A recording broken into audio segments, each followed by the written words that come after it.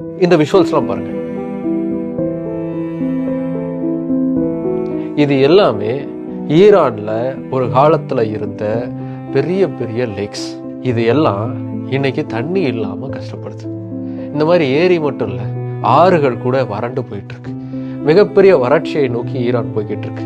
ஈரானுடைய தலைநகரமான டெஹரான்ல சுத்தமா தண்ணி இல்லை. டெஹரான் இனிமே ஈரானுடைய தலைநகராக இருக்க முடியாது, வேற ஒரு நகரத்தை நம்ம தேர்ந்தெடுக்க வேண்டிய கட்டாயத்துக்கு வந்துட்டோன்னு ஈரான் பிரசிடென்ட்டே ரீசெண்டாக அறிவிச்சிருக்காரு.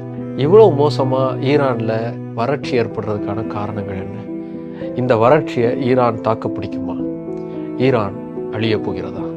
இன்னைக்கு டீட்டெயில் அலசிடலாம். Welcome to big bang Bogan. நான் உங்கள் போகன். ஈரானில் ஏற்பட்டிருக்கும் வறட்சியை முழுமையாக அலசி பார்க்கலாம் வாங்க.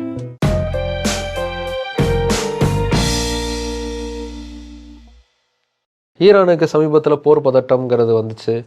யூஎஸ் இஸ்ரேல் ரெண்டும் ஒன்றா சேர்ந்து ஈரானை பயங்கரமாக தாக்க போகிறாங்க, அதனால் ஈரான் பெரிய அளவுக்கு பின்விளைவுகளை சந்திக்க போகுது அப்படிங்கிற மாதிரிலாம் சொன்னாங்க.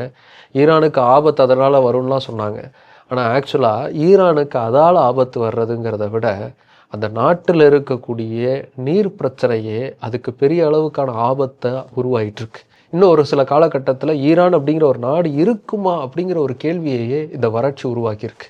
மிடில் ஈஸ்ட்லேயே செழிப்பான நாடுகளில் முக்கியமான ஒரு நாடாக இருந்த நாடு எதுனா ஈரான் தான். ஈரானில் எண்ணெய் வளம் எந்த அளவுக்கு இருந்துச்சோ அதே அளவுக்கு அங்கே விவசாயமும் செழிப்பாக இருந்துச்சு. அங்கே இருக்கக்கூடிய நீர் வளங்கள்ங்கிறது அவ்வளோ கொண்டாடப்பட்ட ஒரு நீர் வளமாக இருந்துச்சு. உலக அளவில் அதிகமான டேம்களை கட்டின 3வது நாடாக ஈரான் ஒரு காலகட்டத்தில் கொண்டாடப்பட்டுச்சு. அந்த அளவுக்கு நீர் வளம்ங்கிறது ஈரானுக்கு இருந்தது. ஆனால் இன்னைக்கு அப்படி ஒரு நிலைமை ஈரானுக்கு கிடையாது. ஈரானில் இருக்கக்கூடிய 19 ரிசர்வாயர்ஸ் ஒட்டு மொத்தமாக வறண்டு போயிடுச்சு. ஒரு சொட்டு தண்ணி கூட கிடையாது. மீதி இருக்கக்கூடிய நீர்பிடிப்பு பகுதிகளில் 80% அளவுக்கான நீருங்கிறது காலி ஆயிடுச்சு. மீதி இருக்கக்கூடிய தண்ணியை வச்சு தான் அங்கே வாழ்க்கைங்கிறதே நகர்ந்துக்கிட்டு இருக்கு. டெஹரான் ஒட்டு மொத்தமாக வறண்டுருச்சு. கொஞ்சோண்டு தண்ணியை வச்சு தான் அந்த தலைநகரமே தாக்கு பிடிச்சிக்கிட்டு இருக்கு. 0.0 டேவை நோக்கி டெஹரான் கூடிய சீக்கிரத்தில் நகரப்போகுது அப்படின்னு சொல்லிக்கிட்டு இருக்காங்க. அதாவது ஒரு சொட்டு தண்ணி கூட இல்லை அப்படிங்கிற நிலைமைக்கு அந்த நாட்டுடைய தலைநகரம் வரப்போகுது. அதனால தான் டெஹரானை இனிமேல் தலைநகரமாக நம்மளால் கருத முடியாது. நீர்வளம் ஓரளவுக்கு நல்லா இருக்கக்கூடிய இன்னொரு நகரத்தை நம்ம தலைநகராக சூஸ் பண்ண வேண்டிய கட்டாயத்தில் இருக்கோன்னு அந்த நாட்டுடைய பிரசிடென்ட் திரு மசூத் அவர்கள் அறிவிச்சிருக்காரு. டெஹரானில் அன்அஃபிஷியலாக மக்களை வெளியேற்ற சொல்ல ஆரம்பிச்சிட்டாங்க. இனிமேல் இங்கே வாழ முடியாது, இன்னொரு இடத்துக்கு நீங்கள் நகர ஆரம்பிங்க அப்படின்னு சொல்லிட்டாங்க. பல இடங்களில் வீடுகள் தெருக்கள்லாம் வெறிச்சோடி போய்கிட்டு இருக்கு. மீதி இருக்கக்கூடிய இடங்களில் நிறைய கட்டுப்பாடுகள் உருவாக்கப்பட்டிருக்கு. வாட்டர் ப்ரெஷர் லெவலை கண்ட்ரோல் பண்ண ஆரம்பிச்சிருக்காங்க. அதிகமான அளவுக்கு தண்ணீரை திறந்து விடக்கூடாது, அதை மீறினா தண்டனைகளே வழங்கப்படக்கூடிய சூழல் வந்திருக்கு. அதே மாதிரி மக்கள் இரவு நேரத்துலையும் பகல் நேரத்துலையும் தண்ணீரை கம்மியாக செலவு பண்ணணும்னு சொல்ல ஆரம்பிச்சிருக்காங்க. அதற்கேற்ற அளவுக்கு தான் அவங்களுக்கு தண்ணீர் விநியோகமே செய்யப்படுது. பல இடங்களில் டேப் வாட்டர் கிடைக்காம மக்கள் வெகு தொலைவுகளுக்கு போய் தண்ணீர் எடுத்து வரக்கூடிய சூழல் அப்படிங்கிறது உருவாயிருக்கு. நிலைமை அவ்வளோ மோசமாக அங்கே ஆயிட்டுருக்கு. இதை நான் மிகைப்படுத்தி சொல்லலை, உண்மையில் அங்கே அப்படி தான் இருக்குது. இந்த விஷுவல் பாருங்கள். இது ஈரானுடைய முக்கியமான ஏரிகளில் ஒன்றான ஊர்மியா ஏரி. இந்த ஏரியை 2020 வருடம் எடுக்கப்பட்ட புகைப்படத்தை பார்த்தீங்கன்னாலே கம்மியான அளவுக்கு தான் தண்ணி இருக்குது. 2023 3 வருஷத்தில் அது சுத்தமாக ட்ரை ஆகிடுச்சு. இப்படி தான் பல ஏரிகள் அங்கே மாறிக்கிட்டு இருக்கு. ஆறுகளுடைய பாதைகளை பார்த்தீங்கன்னாலும் அப்படி தான் இருக்குது. இந்த ஆறு நெய்ஷ்பூர் அப்படிங்கிற மிக முக்கியமான ஆறு. அந்த ஆறு சுத்தமாக ட்ரை ஆகிருக்கு பாருங்கள். இந்த ஆறு வந்துக்கிட்டு இருந்த பாதையில் அதில் இருந்த மலைப்பகுதிகள் அவ்வளோ செழிப்பாக இருந்துச்சு. இன்றைக்கி அது எவ்வளோ ட்ரையாக இருக்குன்னு பாருங்கள்.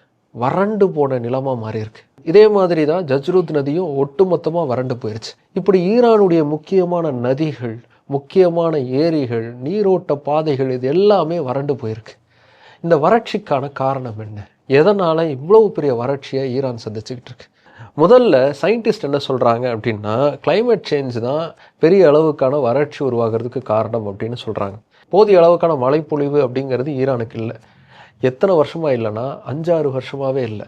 இந்த வறட்சி காலகட்டங்கிறது 5 வருடம் தொடர்ந்து ஈரானுக்கு இருக்குது. இது 5வது வருஷம் நடந்துக்கிட்டு இருக்கு. இன்னும் 1 வருஷம் தாக்கு பிடிக்கிறதே பெரிய விஷயம். அதுக்குள்ளே ஒரு பெரும் மழைங்கிறது ஈரானை காப்பாற்றணும் அப்படின்னு சொல்லிக்கிட்டு இருக்காங்க. ஈரான் மட்டும் இல்லாமல் ஈரானை சுற்றி இருக்கக்கூடிய பகுதிகள்லையும் இதே மாதிரி கிளைமேட் சேஞ்சினால போதிய அளவுக்கான மழைப்பொழிவு அப்படிங்கிறது இல்லை. ஆனால் ஈரானுக்கு மட்டும் ஏன் இவ்வளோ பெரிய பாதிப்புங்கிறது உருவாயிருக்கு? அதுக்கான காரணம் ஈரானில் இருக்கக்கூடிய பாலிசி டெசிஷன்ஸ்.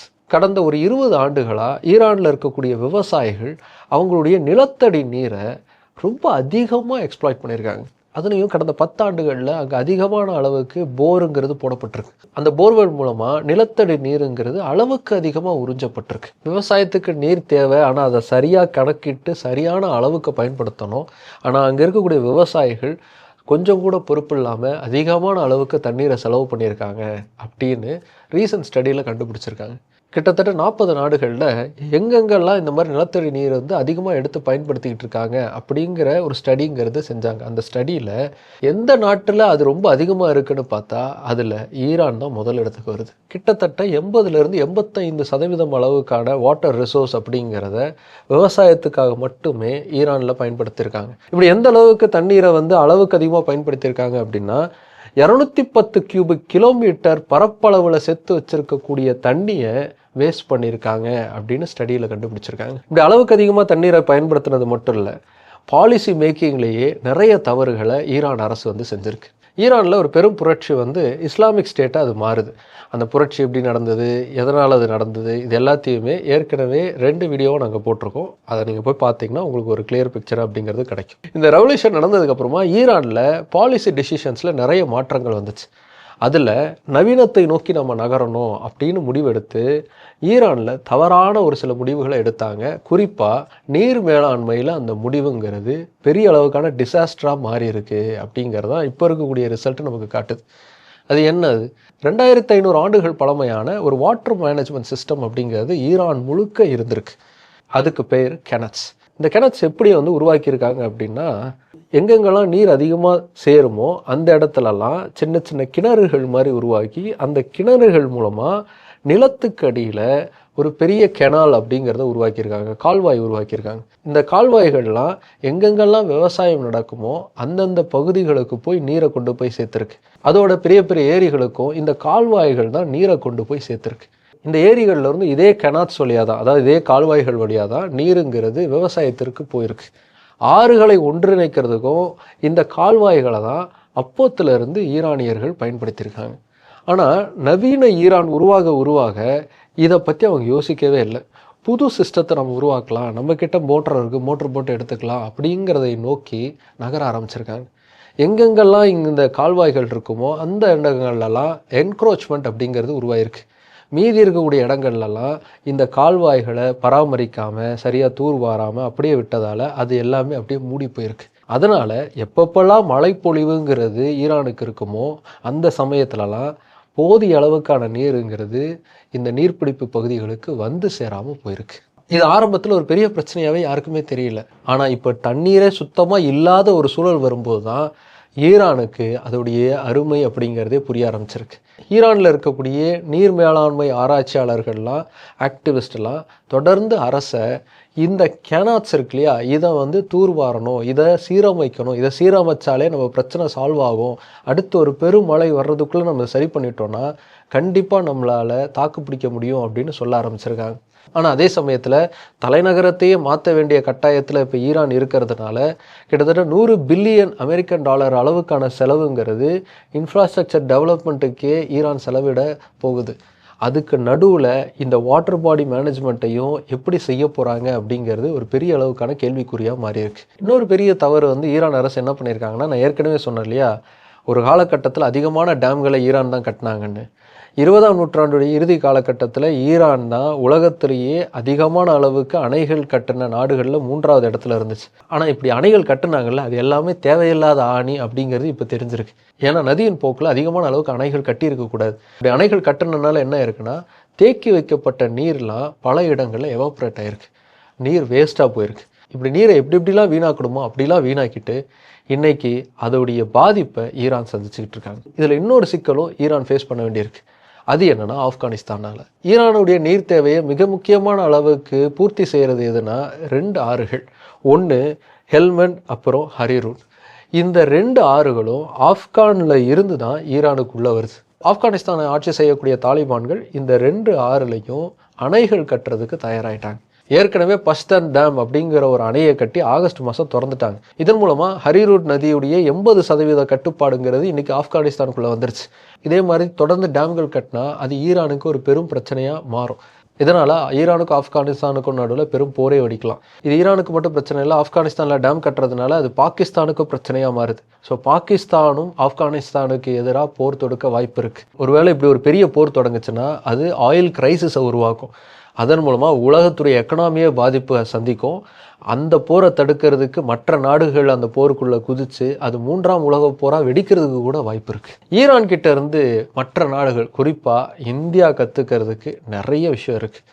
நாமளும் இன்றைக்கி தண்ணி இருக்குது, ஒரு பிரச்சனையும் இல்லை அப்படின்னு போர் போட்டு தண்ணியை யூஸ் பண்ணிட்டே இருக்கோம். நிறைய நகரங்கள் எக்ஸ்டெண்ட் ஆகிட்டே இருக்குது. நீங்கள் சென்னை எடுத்திங்கன்னா கூட அது அப்படியே ஈஸ்ட் வெஸ்ட்டுன்னு அப்படியே எக்ஸ்டெண்ட் ஆகிட்டு போயிட்டே இருக்காங்க. ஆனால் அது எல்லாத்துலேயுமே ப்ராப்பரான வாட்டர் மேனேஜ்மெண்ட்டுங்கிறதே இல்லை. எங்கெங்கெல்லாம் விவசாய நிலங்கள் இன்றைக்கி பிளாட் போடப்படுதோ அந்த இடங்களுக்கு பக்கத்தில் சரியான வாட்டர் மேனேஜ்மெண்ட் எது, நீர் வழி தடுக்காத அளவுக்கு அந்த லேஅவுட்ஸ்லாம் இருக்கா அப்படிங்கிறதெல்லாம் பார்க்குறதே கிடையாது. இது ஃப்யூச்சரில் எந்த மாதிரி ப்ராப்ளத்தை உருவாக்கும்னா இந்த மாதிரியான ப்ராப்ளத்தை உருவாக்கும். ஏற்கனவே இப்படி சரியாக பார்க்காததுனால தான் மழைக்காலங்களில் சென்னை வெள்ளக்காடாக மாறி இருக்கு. ஃபர்தராக டெவலப்மெண்ட் நடக்கும்போதும் அதை நம்ம கவனிக்காமல் இருக்கிறது பெரிய கேள்விக்குறியையும் பிரச்சனையையும் ஃப்யூச்சரில் உருவாக்கும். பாலிசி மேக்கர்ஸ்லாம் அதை யோசித்து சரியானபடியான திட்டங்களை உருவாக்குனாங்கன்னா நல்லாயிருக்கும். சரி, ஓகே பிகாஸ் ஈரானில் எந்த அளவுக்கு இப்போ நிலைமை இருக்குது அப்படிங்கிறத பார்த்துட்டோம். இனிமேல் ஃபர்தராக அங்கே என்ன மாதிரியான டெவலப்மெண்ட்லாம் நடக்க போகுது அப்படிங்கிறத பொறுத்திருந்து தான் பார்க்கணும். ஈரான் மாதிரியே பல இடங்கள்லையும் இதே மாதிரியான வறுமை சூழல் அப்படிங்கிறதும் வறட்சியான சூழலுங்கிறதும் உருவாகிருக்கு. அது என்னங்கிறத ஒவ்வொரு டைமில் நம்ம பார்க்கலாம். அடுத்து இன்னொரு கண்டென்ட்டோட உங்களை பார்க்குறேன்.